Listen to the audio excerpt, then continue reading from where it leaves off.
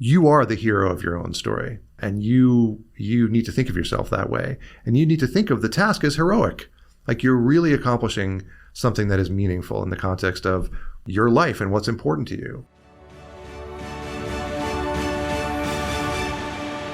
All right, welcome to the JobQuest Podcast. I'm Ryan, and this is episode 2, so I'm really happy Nick Gould is here with us as the second guest in the JobQuest Podcast. Great to be here. Welcome. Thank you. You're welcome. So, JobQuest, at JobQuest, we like to think about the quest for a job as literally a quest, like a hero's journey. So the idea is that as you're looking for a job, you're the hero in your own story. So you've got challenges that you've got to overcome. You need to find allies and helpers and mentors. And it's really, you're on hopefully the adventure of your lifetime with a happy ending. I love it. In the end. So I'd like to hear about your own journey. And of course, now you've, in addition to going on your own journey where you're your own hero, you're now in this mentor role as well. So whether that's like Obi-Wan to Luke or Gandalf in the Lord of the Rings, you've moved into a slightly different role, maybe as in addition to still going on your own journey. So I'd like to hear about your own hero's journey, your own job quest, and how you came to be in this mentorship role. Sure. I mean, I love that you brought on Obi-Wan or, other characters. I actually think that it's really important and very useful for people to think of specific characters, whether they be, imagined characters with qualities that they admire, that they aspire to, or particular ones like from movies or books. People talk about this as like your inner sage or your leader within. I do this myself. It's almost like a version of a mantra. Identify the character or the person that you most identify with, you most would like to be like, particularly as you are on this journey. What are the qualities that you want to embody and possess that are most meaningful to you and that you think will really take you through and enable you to confront the challenges, enlist the help from helpers and mentors along the way, whatever you need to do to be successful as your own hero of your own story. Right. So I love that you brought that up. It's something that actually works very well for me and the people who I coach to anchor on a figure that's important to you that you aspire to as part of that narrative, that journey narrative. Oh, that's cool. Yeah.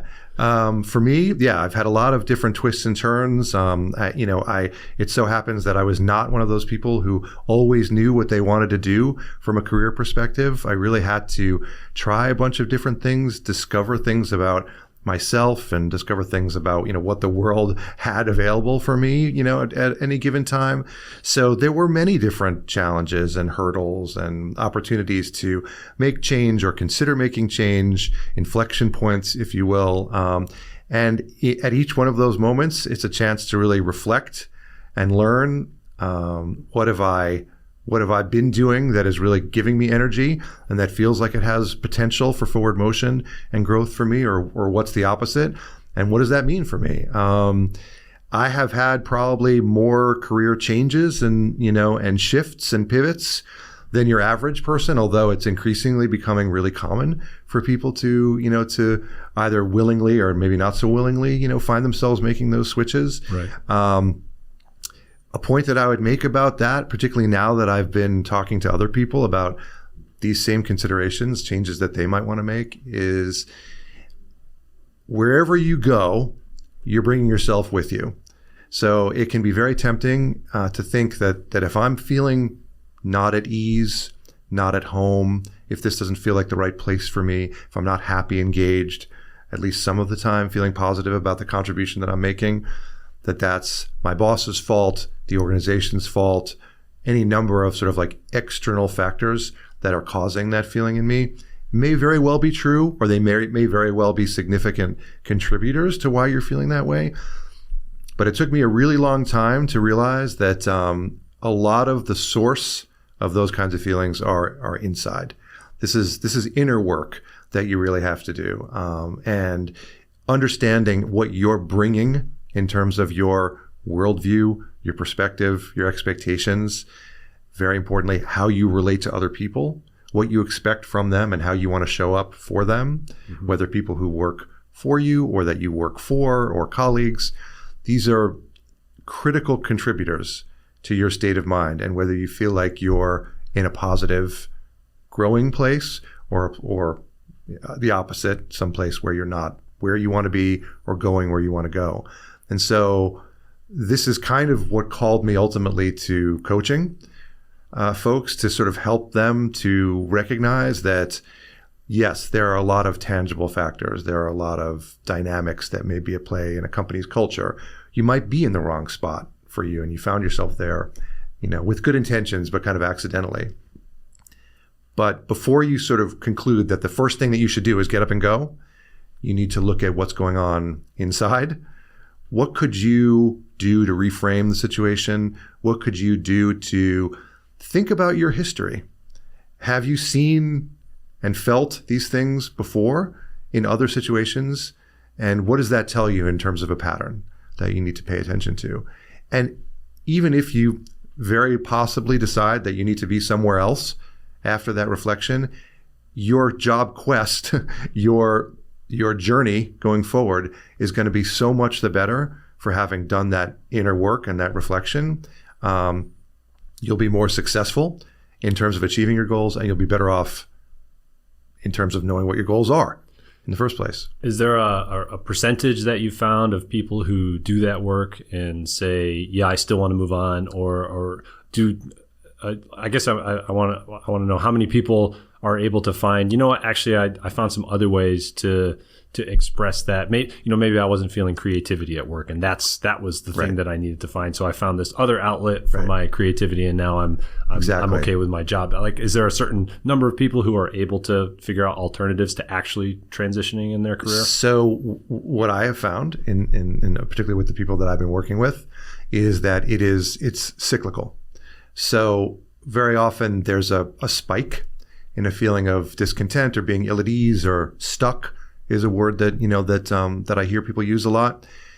That's usually the trigger that causes them to kind of reach out for some coaching help or pursue some other tactics, strategies for trying to understand, like, why do I feel this way? What's wrong here? What can I change?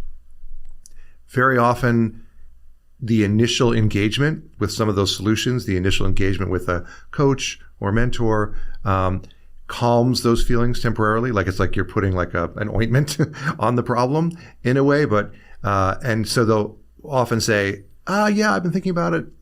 Maybe I need to change my attitude, or maybe I need to work on these kinds of projects and then instead of those kinds of projects. And maybe there is something I can do. Agency is a huge part of it. So very often you're feeling ill at ease, you're feeling stuck. It's a passive feeling. And it can often come from feeling like, I don't have control here. Nobody likes to feel like they don't have control. And so just the process of recognizing that that's how you feel and deciding to take some steps makes you feel suddenly like, oh, I can do something. I can think about this differently. I can talk to people who have perspectives that I haven't considered. I can work this out somehow. And in a positive sense, you re-engage with the problem that you're dealing with at work in your career. And at least for some period of time, that quiets the problem. There may, though, be real issues with the fit between your skills and your values or your path and where you are, or a real mismatch in terms of, what really lights you up and gives you energy. And you maybe need to think about doing something entirely different. It's not just the company or the culture. So, and if those things are really present, they'll reemerge. Right. And when they reemerge, you reengage. And so there's a little bit of there's a cycle. And that's why a coaching relationship is not, like a 3 sessions and you're done kind of thing. It's like you need to be having this conversation through those ups and downs. When you talk about the journey, like through the achievements and the wins, and now you're in a trough again and you're not feeling good. So how do you re-energize and move back in, hopefully, to an upswing? So that's what I find most of the time. And yeah, otherwise, certainly engaging with things outside of work can make people feel like this isn't the end of the world. Like, if I'm not feeling 100% engaged, 100% thrilled about what I'm doing, maybe I need to remind myself that work is not everything. And so these conversations can help people turn that light on. Like, oh yeah, there's other stuff I like doing too. Yeah, that makes sense. So it sounds like people can find things that fulfill them outside of work, but they can also find different things to do at work on different projects, like you said, get involved in different responsibilities, maybe that might actually bring them more fulfillment in their job. And then if they try that and it still doesn't work, then they're going to come back and say, hey, you know what, I really do need to make that change. Yeah, I mean, somebody said that what you pay attention to gets energy. And if you are paying attention to all the things in your current role that feel like they're not working, a relationship that's hard, a set of colleagues that maybe you don't really relate to so much, then that's going to be the thing that glows as being important and meaningful. But it can be helpful to look around and say, what else can I pay attention to here about what's going on? Can I pay attention to the team that I'm managing? Can I pay attention to the project that I'm working on? What is this doing for me? And just by doing that, you can shift the energy and you feed a different part of the context and the situation that you're in, and suddenly the picture looks different. So yeah, I mean, and that can be inside of work or outside. How many people do you work with who are, there may not be a number here, but how many people just want they like their role, they just want a different company? How many people are actually trying to do something totally different, and they're maybe not satisfied on the current trajectory, and so they really want to find a different career path entirely? Yeah. If you are in the place that I was just describing, that sense of being stuck, that sense of unease, it's you don't really know what the source of it is, right? And people that I work with will say, I'm not sure if I should find another job, still doing the thing that I do, or if the problem is that I actually don't like doing the thing that I'm doing. And it's a really interesting conversation to have with someone when they say, I'm not sure that I like the thing I'm doing. Because if you examine that expression, you kind of want to say, how is that possible that you don't know if you like the thing you're doing? You're doing it. Do you like it? But really getting in touch with like the source of those feelings, like what's causing me to feel like I'm not matched to what's going on here? Is it related to like the activities that I have to do every day? Is it related to the types of work that my company does, like the thing that my company produces? Maybe I feel like my company's product or service is like out of tune with my values. So people run through all of those possibilities, including maybe I should throw this all away and like start a consulting business, or I should become an engineer instead of a product manager, or I should be a product manager instead of an engineer. These explorations are the way that you locate what's important to you. And again, in the dialogue that I have with the people that I work with, we get specific, because if you keep it at a very high abstract level, a lot of the time, if you're considering a career shift of some kind, you don't actually really know what doing that other thing is actually going to be like. So it's very difficult for you to confidently say, I should be doing this other thing. So if you're considering that, if you have a signal that maybe a different path, a different role is a better one for you, you need to be really understanding what that means. You need to go find people who you know or connect with people who you don't know who do that work. Get on a call with them, meet them for coffee. Tell me what your life is like. Like, what are the high points? What are the low points? When you feel most frustrated and challenged, when you are closest to wanting to like chuck it all and like, go live on a mountain, what's going on with you? Because, easy to say the grass is always greener because you're not really seeing the grass. You don't really know what the color of the grass is. Yeah. So if you have that impulse, you should educate yourself before you decide that that's a move to make. And also recognizing that shifts like that from a job switch perspective are very challenging to make. I've actually made a bunch in my career, so I can attest to that. It is difficult to convince a hiring manager, a new company or team, that you should be hired to do a thing that you really don't have a lot of direct experience in. It's not impossible. It can be done if you present yourself effectively, you tell the story, you anchor on the skills and capabilities and not the job title. But that is going to be challenging. So if you're going to decide to make that move and you're going to have to put that effort in, you should know that that's a thing that's going to make sense for you. What was the most difficult transition you've had to make in your career? So for a long time, I was a partner and a CEO of a middle-sized consulting company, and my job was like chief cook and bottle washer. Like I did sales, HR, operations, obviously led the team, did a lot of hiring, a significant amount of client relations, but it was a lot of different things. And many entrepreneurs or consultants at small consultancies, people who sort of start and run businesses for many, many years potentially, they have that like I do everything kind of job. When circumstances just kind of, when the journey got to a point where that was not what I was doing anymore, I had to narrow my focus. I really had to think about like, what do I actually do? Because I'm not going to turn around and say, well, I do everything and you should hire me to do everything. And the kind of superficial response to that is, well, you're a general manager, you're a CEO. Yes, but if you don't have domain experience, if you don't have a direct ability to say, this is a thing that I've done before, those leadership roles are very challenging. So what I had to do was sort of look unblinkingly at my actual skills. Like, where have I contributed value to my organization and to the clients we worked with? And when I hold those skills up as a pattern to the roles that are available out there, what did it really equate to? And so I was able to find a match there and ultimately make that switch. But it was difficult. Prior to that, I would say I was actually a corporate lawyer for many years, which was never really what I wanted to be doing. But moving out of law and into the business side was hard to do, and to make the claim that you're not only just a lawyer with particular skills and training, but that you have a business capability and a business sense too. So that was a shift that I had to kind of keep pushing on for a long time, and eventually, kind of broke the back of it. Yeah. Did you have your own Obi-Wan figure, your own mentors along the way that you could point to? I've had several. I actually had one. I had one in the law firm that I worked at, and he gave me probably the best and most like crystalline advice that I've ever heard before, and I still use it today. He said, "Do something even if it's wrong." And I see this reinforced over and over and over again, including with people that I coach. There's this sense of like wanting to sit in the feeling that you're having, and maybe like as though you're looking at pictures on a screen, point to all the things that are wrong. Just do something. Don't just sit there passively.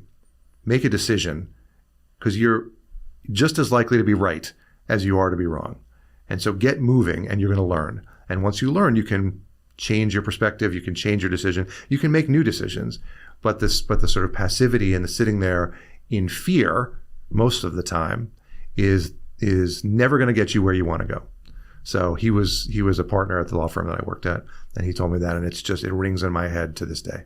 Yeah, I love that. And it sounds like one of the ways that you encourage clients to get moving is to reach out and start having conversations with people. Yeah. And so if somebody's in a role and they're thinking about transition, it sounds like one of your you said you need to educate yourself. So you need to talk to people who are in the roles that you want to get, ask them what it's like, what they like, what they don't like, what the challenges are. So I'm wondering, can we talk about networking then a little bit? Absolutely. So I think, maybe I'm wrong, but I think that approach is going to look different if you're in a job currently and thinking about moving versus if you don't have a job and you just really, really need to get another job because you've got bills to pay, you've got to move on, whatever. Right. Is the networking approach different in those two cases, or does it actually look similar? Well, let's talk about the first thing first. Okay. Right? Because this question of if I have a job, should I be looking for another job? I mean, that's like a very basic way to put it.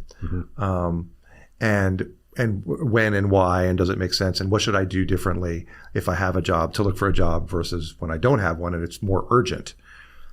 The problem is that what you need to do to get the new job is always the same.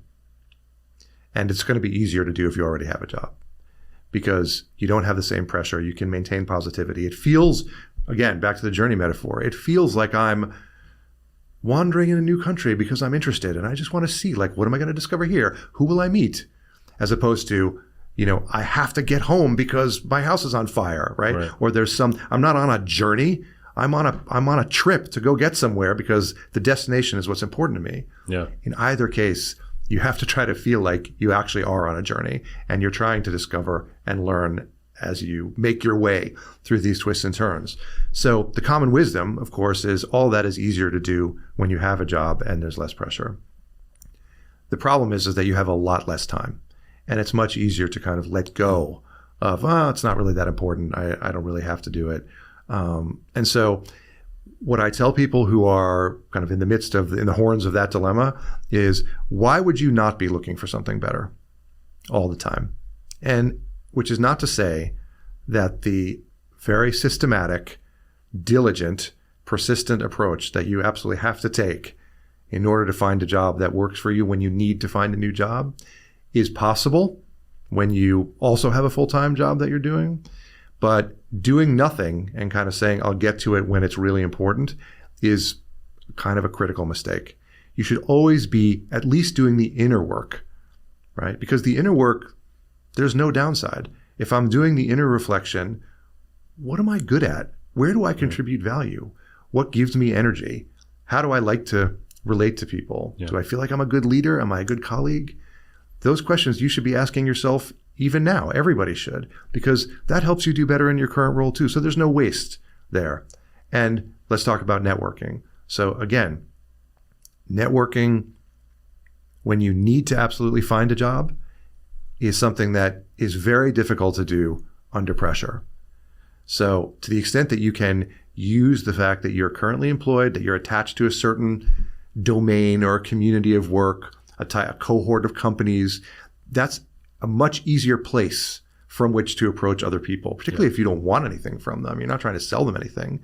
So you can build your network, slowly and very authentically. When you have a job, just reach out to them on LinkedIn. If you go physically to conferences or other meetups, shake their hand, get to know them, connect with them afterwards. Like even the tiniest little connection that you formed while you have, that story to tell between you and them is going to serve you well later if you're going to be under pressure to try to make a different kind of use of those connections because you really need to find something. Mm-hmm. So there's never a bad time to be networking. There's never a time when you shouldn't be networking.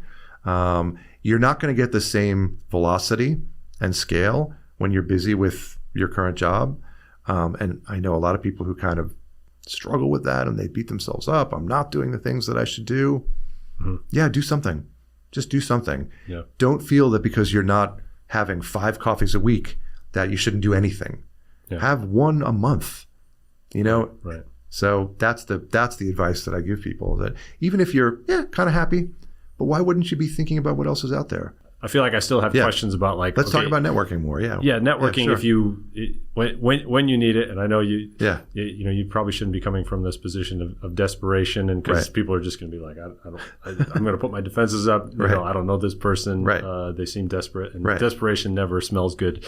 Yeah. I wonder, should you even avoid putting that open to work thing on your on your LinkedIn? I think too much is made of that particular question personally. Yeah.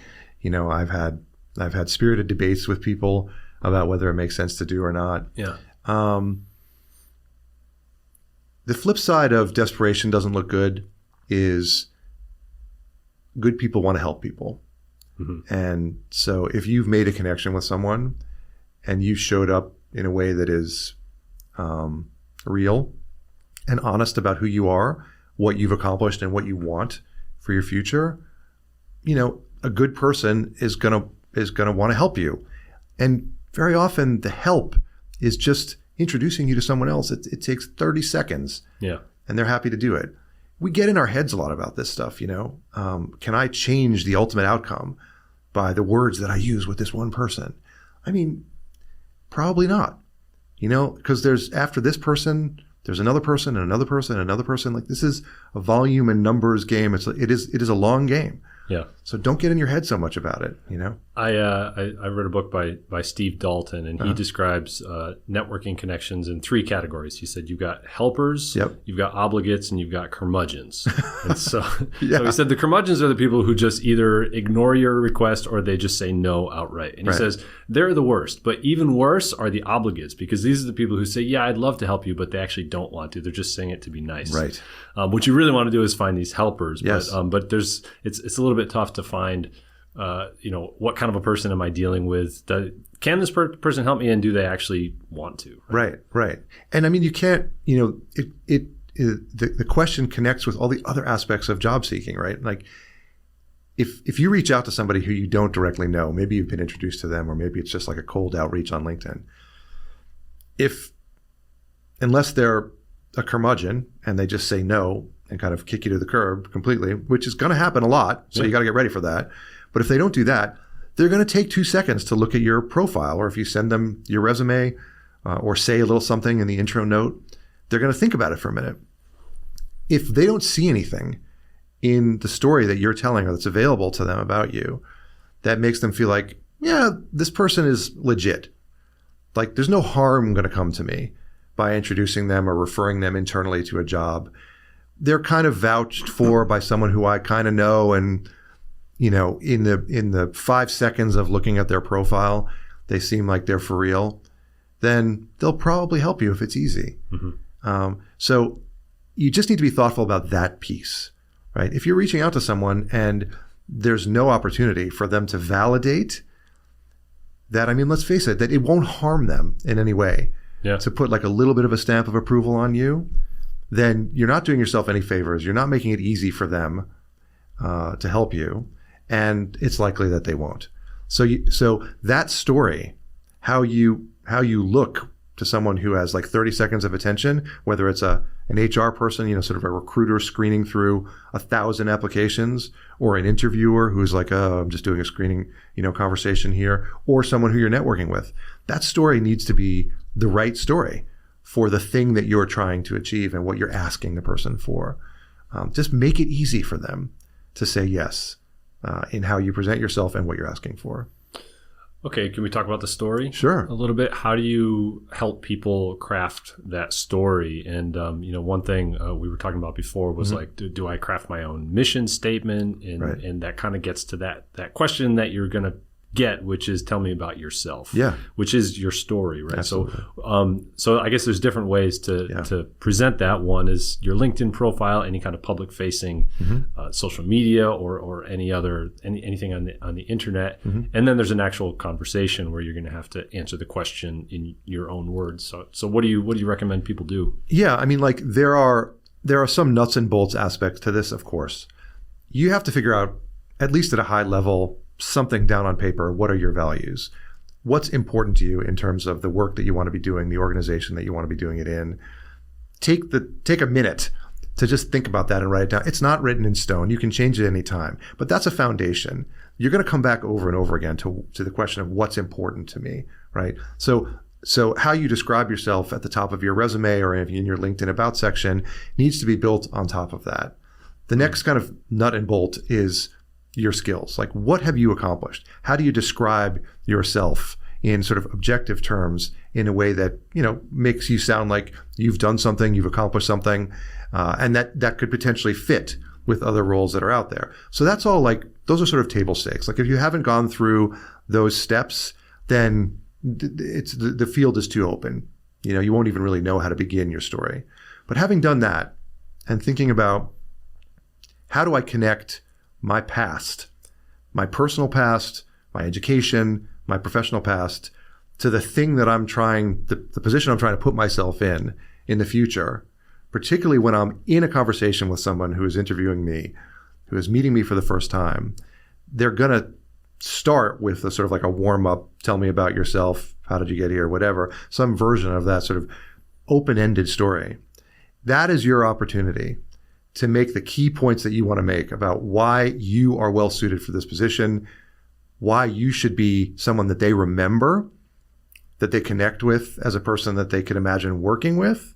And so in order to do that, paradoxically, you want to be informal in a way in your delivery, like you don't want to seem too practiced or scripted. But at the same time, this is something that you actually do need to write down and practice. You need to work on it. You don't have a lot of time. If you spend 10 minutes telling your story, you're probably going to use up a lot of the precious time that you have available to talk about your actual skills and your actual achievements and why you're perfectly suited for this role.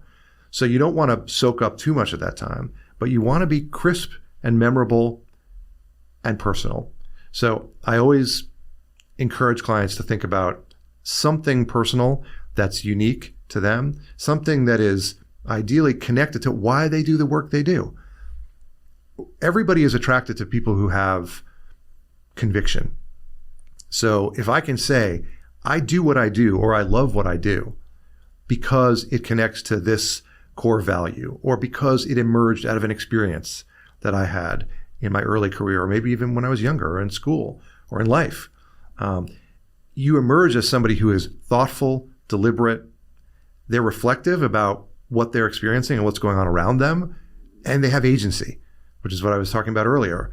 They are in a position to step into an opportunity and say, I'm going to make a change. I'm going to make an impact. I'm going to affect this organization or the world. And I'm doing that because it comes from a place of purpose, right? So it sounds very lofty, but I'm really only talking about one or two facts that are true about you and personal and memorable that connect to why you do the work you do. And figure out what those are, and then experiment, play with different ways of articulating them, and do it out loud with your wife, husband, kids, friend, barista, whatever. Like, just try it, see how it feels. And then, not like you're reading a script, but you're telling a real story about yourself. So that, we spend a lot of time on that when we're talking about this process. Yeah, and in one of my last jobs, we had to tell our stories, and it would rotate through the team. So in one of our Friday meetings, somebody would tell their story, and it was like a 2-minute, tell your story. Yeah. And our boss would encourage us to practice it in the mirror beforehand. It was super, super helpful, because you really had to think about, what do I want to say, and how do I say it in a natural way that does resonate with who I am as a professional, and tells my story in a way that doesn't put people to sleep, and hits the important points. And it is really something that you need to practice. Exactly. And if you want more proof of the fact that you need to practice it, in your next time you're having coffee with a friend or someone, ask them without warning to tell their story, and see how they wander and meander, and like try to find the key points and what does it really mean. Do me a favor, tell me your story. I need to do this in an upcoming interview, and I'd love to just like hear it from somebody else. And you'll put yourself in the shoes of the interviewer, talking to that person. What is not engaging? When do you find yourself, I mean, it's terrible, but when do you find yourself like losing interest a little? They're kind of going on a little bit, like, oh, that part, is that something they really want to share with me? Like, I don't know. Listen to that feeling internally, and then correct that in your own practice. Yeah. Let's see. I think actually we've covered a lot of things. I've got a couple more, and we're in good time. We got 15 minutes. So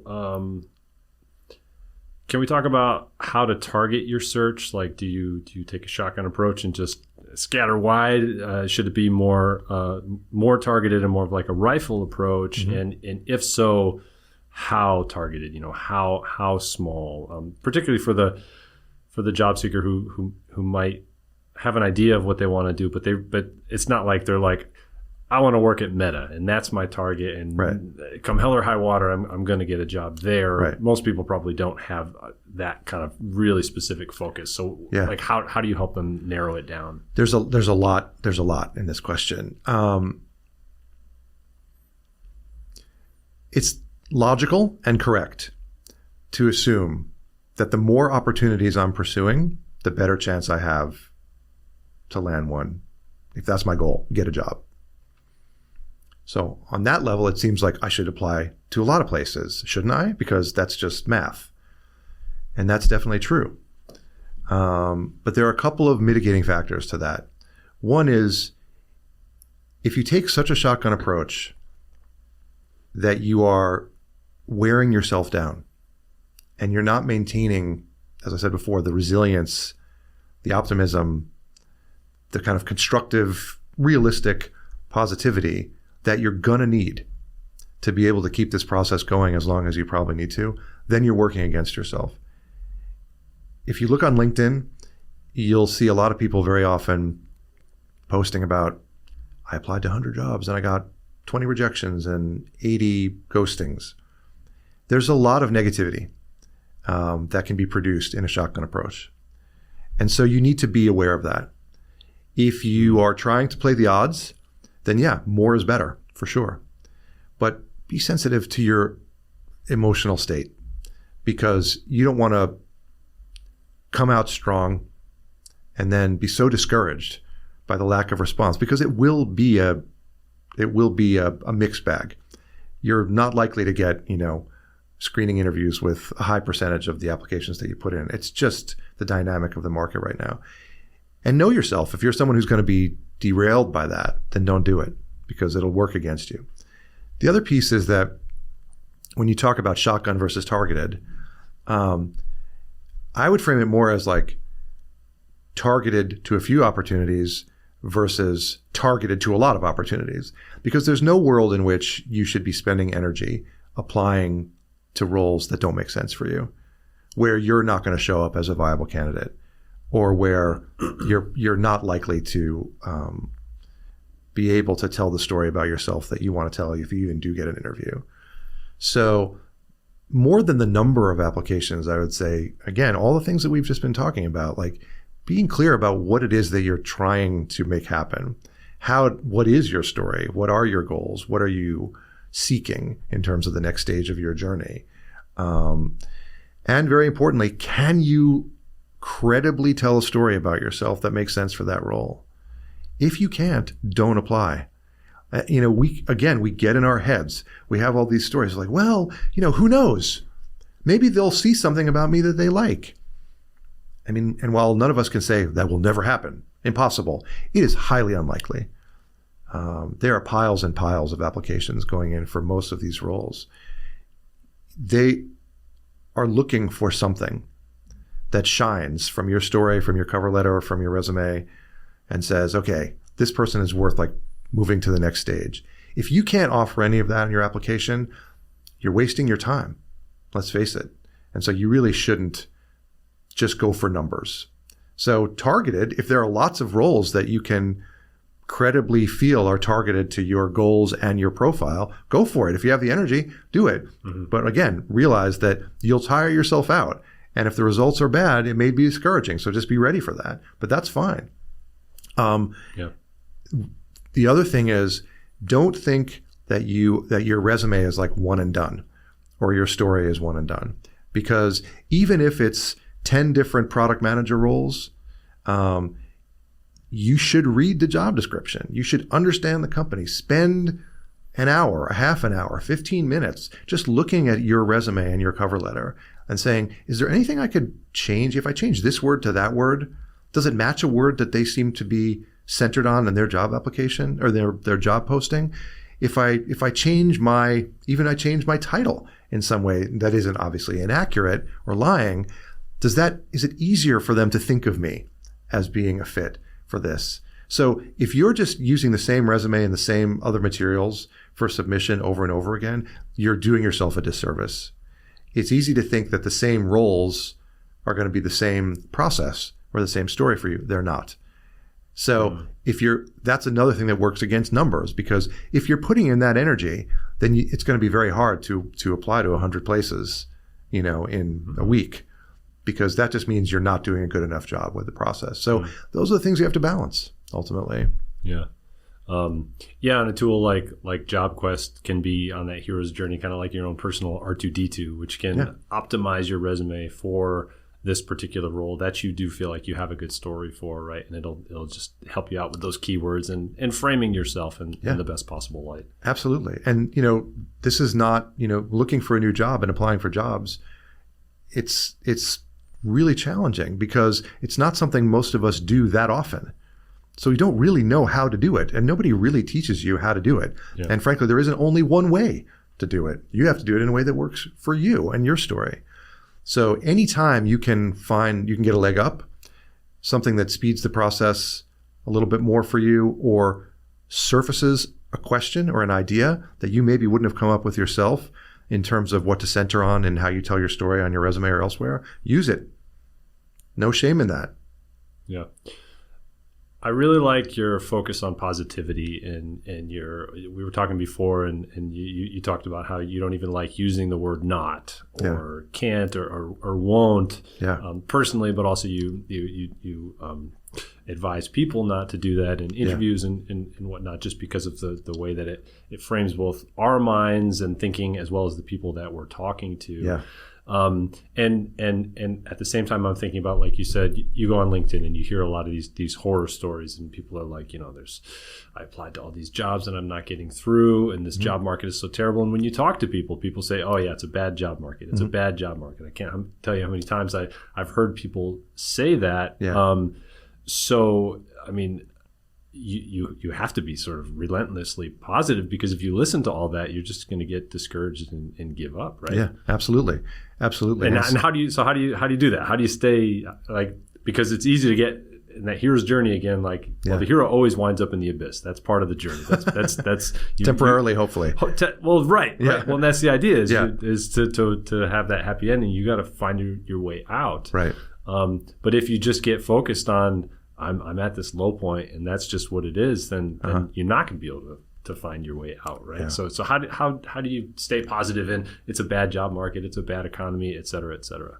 I mean, there are a lot of aspects to that. I think the self-talk or the words that you choose to use are incredibly important. And I think about it a lot in the context of interview conversations. When people ask me, like, what are your interviewing tips?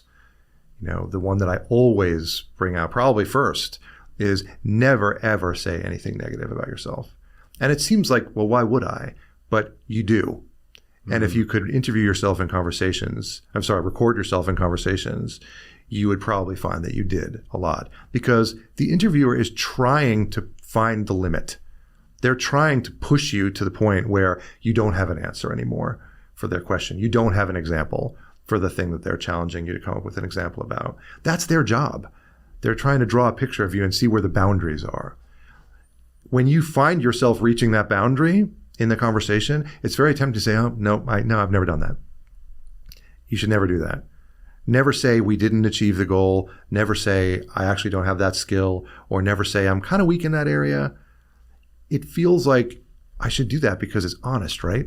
It's transparent. They'll like me better if I'm honest. Don't be dishonest, but people remember the tone of the words that you use, and you remember the tone. That goes into your brain and your ears as well. So everything should be framed constructively.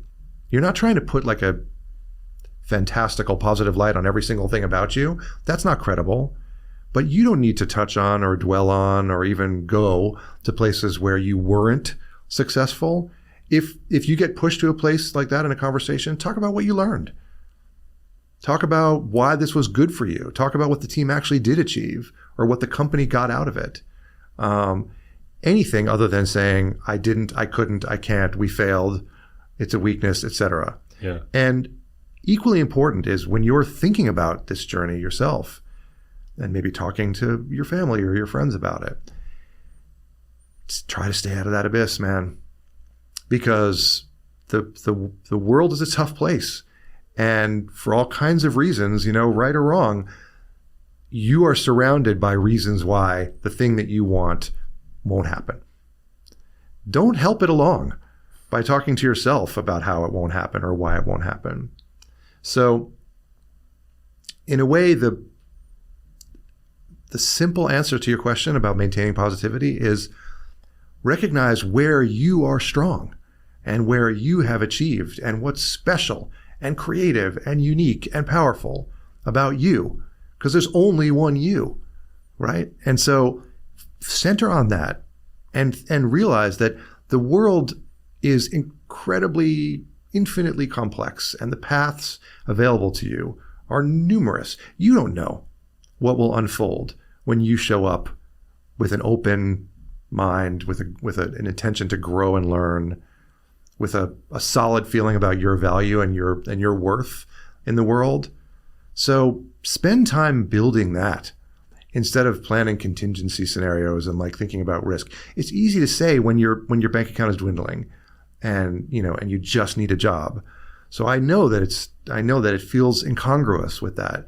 But the problem is that the way you're going to solve that problem is by solving for the first thing that I'm describing. That's how you're going to get there.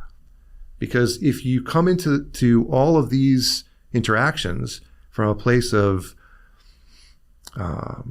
need and frankly weakness and negative self-positioning, then the likelihood is that you're not going to get where you need to get.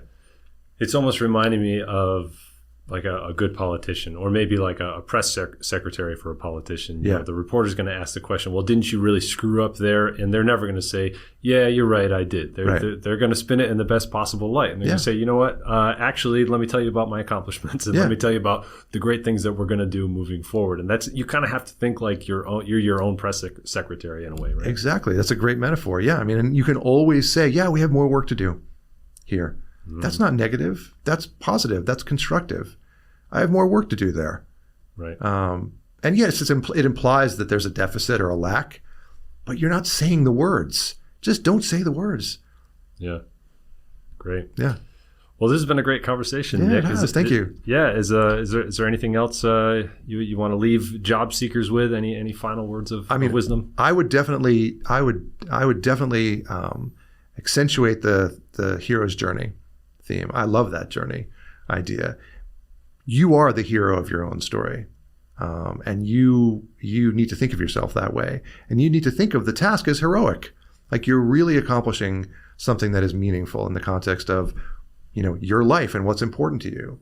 And don't shy away from that, from the drama and from the significance of that, because yes, it's a big, big world and we all feel like we're just like a little tiny part of it. But if you think of yourself as being the Odysseus, of your journey, then that's important. And it's worth putting the energy in all the ways that we talked about today. So I totally support that. And find your character, whether it's, Odysseus or Obi-Wan or Luke or whoever.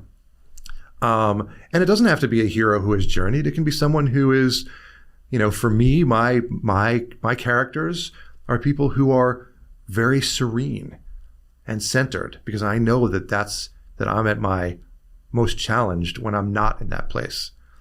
So when I'm going into a situation, or I have a task ahead of me that is making me nervous, I imagine figures of calm and serenity and just like confidence and conviction, like, not false bravado, but just like, this could go well or this could not go well.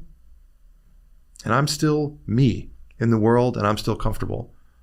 And I'm just as safe and at peace as I would be if things went amazingly, as if they didn't go so well.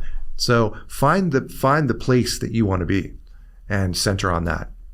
Awesome. So it doesn't have to be the fighter who's coming out guns blazing. Exactly. There's different kinds of heroes. Yeah, really well put. Exactly. Different kinds of heroes, different ways to be present, in your own story. Yeah, for sure. Fantastic. Well, Nick Gould, thank you so much. Thank you. It was a pleasure.